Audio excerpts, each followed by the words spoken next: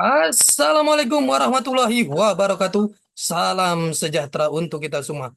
Apa kabarnya rekan-rekan mahasiswa, mahasiswi Universitas Dian Nusantara? Kita berjumpa kembali di mata kuliah perilaku konsumen di pertemuan yang ketujuh.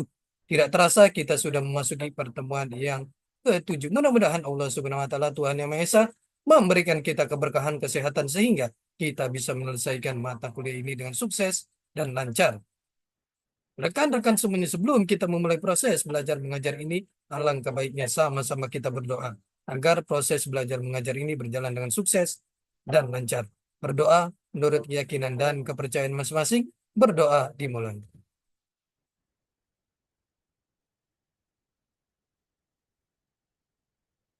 Selesai.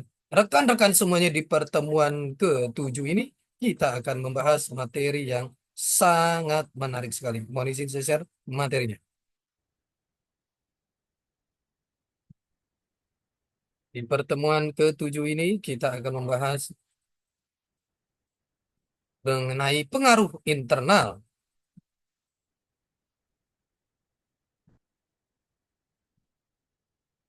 Pengaruh internal. Faktor internal adalah faktor yang dapat mempengaruhi perilaku keputusan pembelian konsumen yang berasal dari dalam diri konsumen. Yang akan dalam memberikan pengetahuan yang sangat penting tentang alasan-alasan menyangkut perilaku konsumen. Faktor internal yang mempengaruhi perilaku konsumen dapat disarikan sebagai berikut. Satu, persepsi. Dua, pekerjaan. Tiga, gaya hidup. Empat, kepribadian. Lima, keyakinan. Terdapat lima sub variabel yang ada di dalam faktor internal, yaitu motivasi, pengamatan, belajar, kepribadian, dan sikap. Motivasi.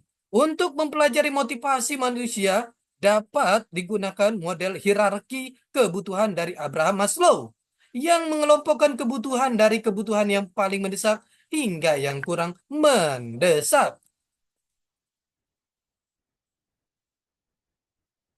Abraham Maslow menghipotesiskan bahwa dalam diri setiap manusia terdapat lima tingkatan kebutuhan. Menurut Philip Kotler dan Kevin, yaitu satu, kebutuhan biologis, lapar, haus, seks. Dua, kebutuhan akan rasa aman, keamanan, dan perlindungan fisik, emosional. Tiga, kebutuhan sosial, kasih sayang, kesetiakawanan. Empat, kebutuhan penghargaan, harga diri, kemandirian, status pengakuan. Lima, kebutuhan aktualisasi diri, kemampuan mencukupi diri. Teori teori motivasi, teori insting, teori drive, teori lapangan, teori prestasi. Pengamatan. Pengamatan adalah suatu proses di mana konsumen atau manusia menyadari dan menginterpretasikan aspek lingkungannya. Jadi, pengamatan adalah reaksi orientatif terhadap rangsangan-rangsangan, walaupun rangsangan tersebut berupa benda asing, justru asing karena belum pernah dialami. Belajar. Belajar dapat dipandang sebagai proses di mana pengalaman menyebabkan perubahan dalam pengetahuan, sikap, atau perilaku. Proses belajar menjelaskan perubahan dalam perilaku seseorang yang timbul dari pengalaman, dan kebanyakan perilaku manusia adalah hasil proses belajar. Pembelajaran seseorang dapat dihasilkan melalui dorongan, rangsangan, isyarat, tanggapan, dan penguatan. Teori belajar yaitu teori stimulus respon, teori kognitif, teori gestalt, dan lapangan. Kepribadian berkaitan dengan adanya perbedaan karakteristik yang paling dalam pada diri, inner psychological karakteristik, termasuk kualitas, kebanggaan, percaya diri, atribut yang khas, merupakan faktor yang membedakan seorang diri dari yang lain. Dengan demikian, tidak ada dua individu yang sama persis. Kepribadian itu konsisten dan bertahan dalam waktu yang lama. Itu adalah kepribadian.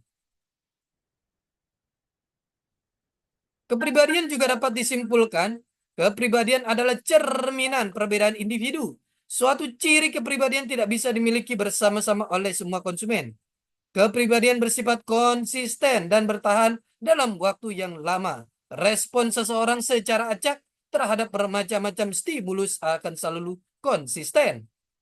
Kepribadian dapat berubah-ubah. Kepribadian berinteraksi dengan situasi. Sikap. Sikap konsumen adalah faktor penting yang mempengaruhi keputusan konsumen. Pembentukan sikap konsumen seringkali menggambarkan hubungan antara kepercayaan, sikap, dan perilaku di mana ketiganya terkait dengan konsep atribut produk dan kepercayaan konsumen dalam pengetahuan konsumen mengenai suatu objek, atributnya, dan manfaatnya. Emosi dalam pengambilan keputusan. 4 fungsi dari sikap yaitu A. Fungsi utilitarian, B. Fungsi mempertahankan ego, C. Fungsi ekspresi nilai, D. Fungsi pengetahuan. Pengaruh lingkungan terhadap manajemen. Lingkungan eksternal, lingkungan yang berada di luar organisasi saling mempertukarkan sumber dayanya dengan organisasinya tersebut dan tergantung satu sama lain. Organisasi mendapatkan input, bahan baku, uang, tenaga kerja dari lingkungan eksternal, kemudian ditransformasikan menjadi produk dan jasa sebagai output bagi lingkungan eksternal. Perusahaan yang memiliki potensi untuk mempengaruhi perusahaan, Williams 2001. Lingkungan eksternal, terdapat unsur-unsur di luar perusahaan yang sebagian besar tidak dapat dikendalikan dan berpengaruh dalam pembuatan keputusan oleh manajer. Handoko 1999. Lingkungan eksternal terdapat unsur-unsur yang berada di luar suatu organisasi yang relevan pada kegiatan organisasi. Sonar 1996. Lingkungan eksternal dibagi dua menurut James A. Stoner. Menurut James A. F. Stoner, unsur-unsur tindakan langsung.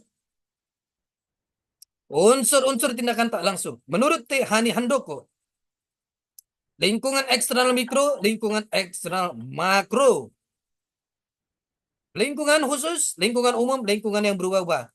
Kesimpulan, lingkungan eksternal terdapat satu lingkungan eksternal mikro atau unsur-unsur tindakan langsung atau lingkungan khusus. Dua lingkungan eksternal makro, unsur-unsur tindakan tak langsung atau lingkungan umum.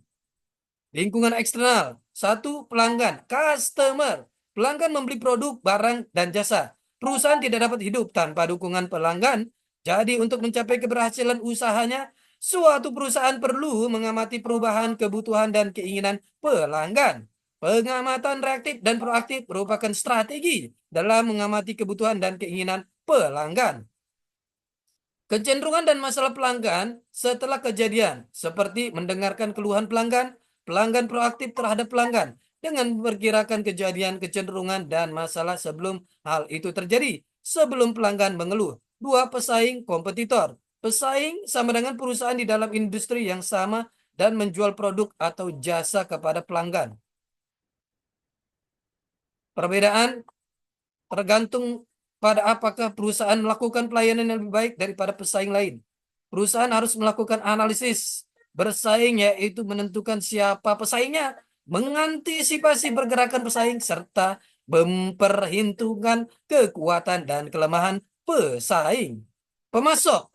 Pemasok perusahaan yang menyediakan bahan baku, tenaga kerja, keuangan, dan sumber-sumber informasi kepada perusahaan lain.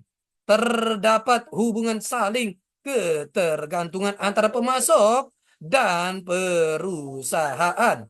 Ketergantungan perusahaan pada pemasok. Pentingnya produk pemasok sama dengan pentingnya produk pemasok bagi perusahaan dan sulitnya cari sumber lain sebagai pengganti. Ketergantungan kita lihat di mana perusahaan membeli sebagai pelanggan bagi pemasok dan sulitnya menjual produk kepada pembeli.